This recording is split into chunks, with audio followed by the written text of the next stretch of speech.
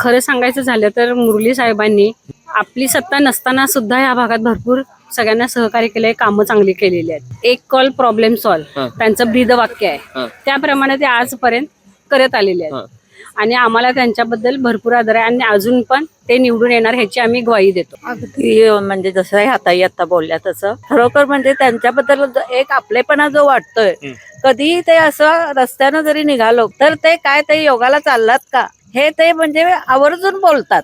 हा म्हणजे जो गर्व नसलेला एक माणूस साधा सरळ विचारपूस म्हणजे करतात ते. अगदी गाडीत 4 व्हीलर मध्ये जरी असले तरी ते काय ताई कसं आहे, बरं आहे ना, खरं चाललंय ना. राजारामपुरीत त्यांचं म्हणजे आपले भाऊ बहिणींसारखं त्यांचं खूप रिलेशन चांगलं आहे सगळ्यांच्या बरोबर.